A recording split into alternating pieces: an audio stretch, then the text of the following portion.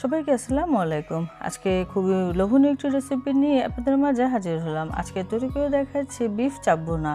এই চাপ ভুনাটা আপনারা চাইলে সেহরিতে ভাত দিয়ে খেতে পারেন এবং এই রমজান মাসে ইফতারিতেও রাখতে পারেন।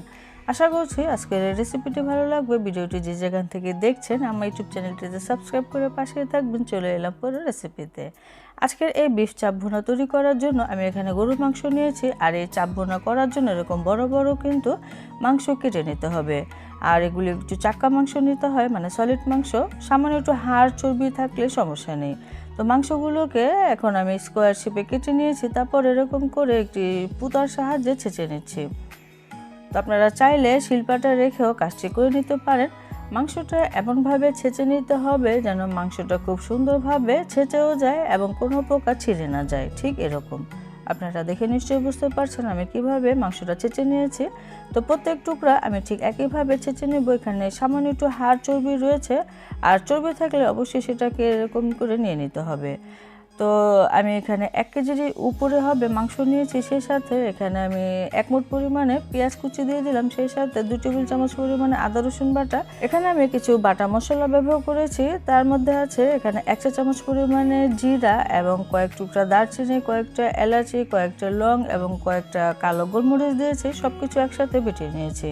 তো বাটা মশলাটা দিলে খেতে ভালো লাগে। সেই সাথে এখানে আমি 2 চা চামচ হলুদের গুঁড়া দিয়ে দিলাম। সেই সাথে 1 টেবিল চামচ পরিমাণে মরিচের গুঁড়া এবং ধনিয়া গুঁড়া দিয়ে দিচ্ছি। প্রায় 1.5 চা চামচের মতো লবণ দিতে হবে স্বাদ অনুযায়ী। আমি এখানে 1.5 চা চামচ লবণ দিয়ে দিলাম। তেল দিয়ে দিচ্ছি এখানে প্রায় 3 টেবিল চামচের মতো। পরবর্তীতে তেল দিয়ে মাংসটা ভেজে নিতে হবে, সেজন্য এখন কমই দিয়ে দিলাম। তো তারপরে আমি এখানে কয়েক টুকরা দারচিনি দিয়ে দিলাম আর একটি তেজপাতা ছিঁড়ে দিয়ে দিলাম।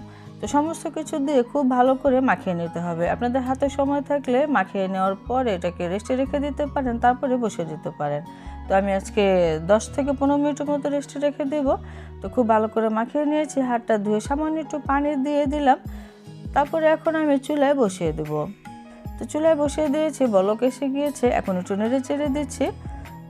চুলার জালটা মিডিয়ামে থেকে কমে রেখে মাংসটা এরকম নেড়ে চেড়ে কিছুক্ষণের মতো কষিয়ে নিতে হবে, তাহলে মাংস খেতে বেশি মজা লাগবে। মাংস কষানো হয়ে গিয়েছে। এখন মাংসটা সেদ্ধ হওয়ার জন্য আমি এখানে কিছুটা পানি ব্যবহার করব। তো কিছুক্ষণের মতো আবারও ঢেকে দিয়েছিলাম, এখন আবারও নেড়ে দিচ্ছি। এখন কিছুটা পানি দিয়ে দিচ্ছি। তো আমি কম পানি দিচ্ছি, আধা কাপের মতো পানি দিয়ে দিলাম।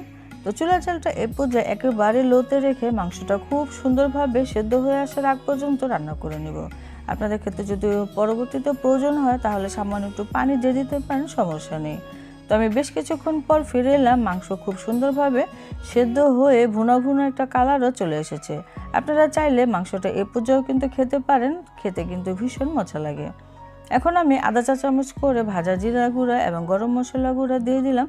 এখন নেড়ে চেড়ে খুব ভালো করে মিশিয়ে নিচ্ছে।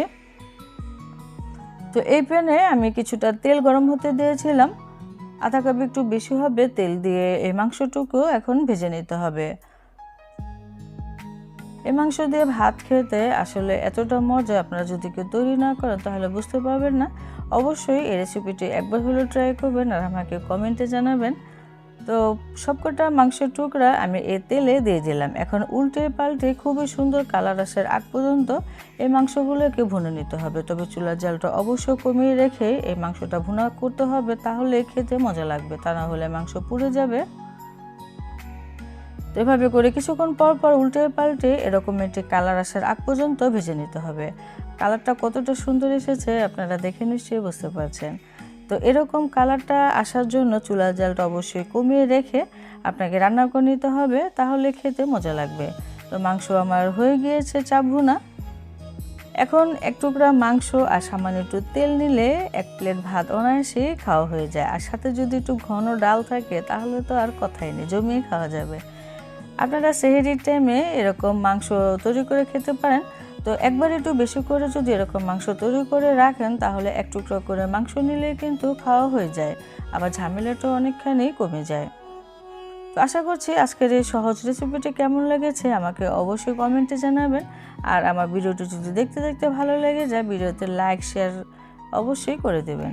সবাই অনেক বেশি ভালো থাকবেন। আজকের মতো বিদায় নিচ্ছি। আল্লাহ হাফেজ।